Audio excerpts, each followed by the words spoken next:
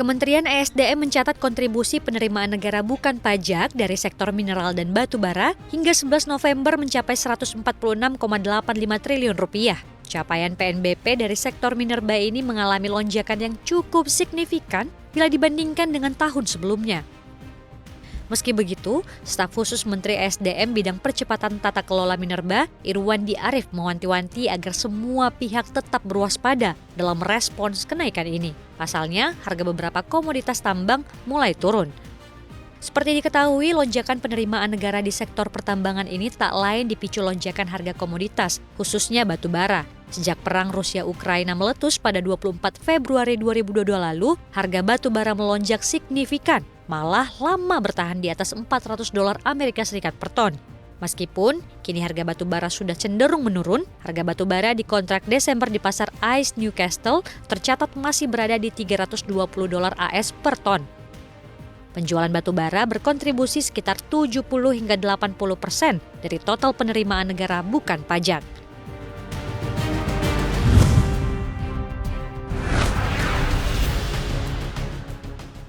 Kinerja transaksi berjalan pada kuartal 3 2022 kembali mencatatkan surplus 4,4 miliar dolar AS atau 1,3% dari produk domestik bruto. Nilai ini lebih tinggi dibandingkan kuartal sebelumnya 4 miliar dolar AS. Surplus transaksi berjalan pada kuartal 3 ini merupakan yang tertinggi sejak kuartal 3 tahun lalu yang tercatat 4,96 miliar dolar AS. Bank Indonesia menyebut membaiknya kinerja transaksi berjalan tersebut bersumber dari peningkatan surplus neraca perdagangan non-migas seiring dengan tetap kuatnya permintaan ekspor dari negara mitra dagang dan harga komoditas global yang masih tinggi.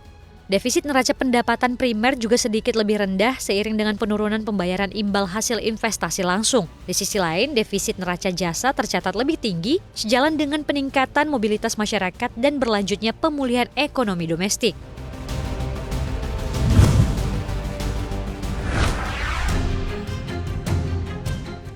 Gojek Tokopedia atau Goto akhirnya memberikan pernyataan resmi terkait kabar rencana pemutusan hubungan kerja karyawannya. Perusahaan membenarkan kabar tersebut dan akan melakukan PHK terhadap 1.300 karyawan. Jumlah itu setara dengan 12% dari total karyawan Goto di semua negara tempat perusahaan beroperasi, seperti Singapura, Vietnam, dan Thailand.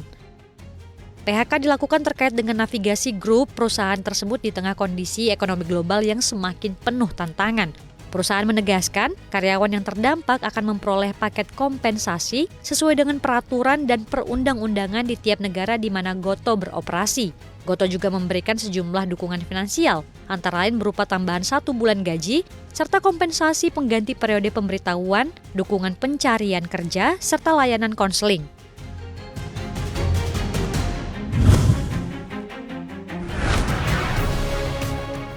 Badai PHK tidak hanya berlangsung di 2022.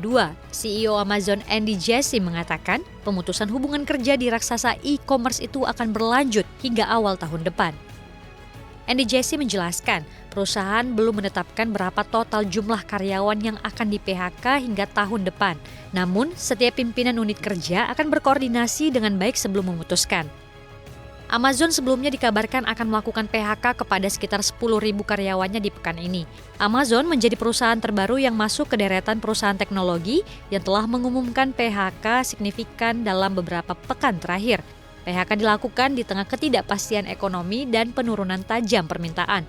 Sementara itu dalam laporan pendapatan terbarunya, perusahaan memperkirakan pendapatannya untuk kuartal liburan akan lebih rendah dari perkiraan sejumlah analis.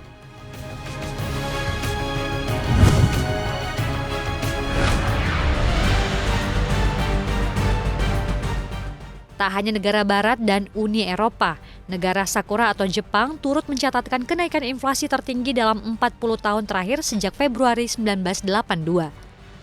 Indeks harga konsumen inti untuk Jepang naik 3,6% pada Oktober secara tahunan, mengalahkan ekspektasi kenaikan 3,5% atau berada di jalur tercepat dalam 40 tahun lalu. Sementara itu, inflasi secara keseluruhan juga naik 3% pada September 2022 dan menjadi 3,7% di Oktober 2022. Kenaikan inflasi ini membuat Bank Sentral Jepang kian terdesak untuk segera mengubah kebijakan suku bunga super rendahnya. Padahal Gubernur Bank of Japan, Haruhiko Kuroda sebelumnya menegaskan akan tetap berpegang pada kebijakan tersebut untuk mendukung pertumbuhan ekonomi. Inflasi Jepang meningkat karena pelemahan yen yang kemudian mendorong biaya komoditas impor.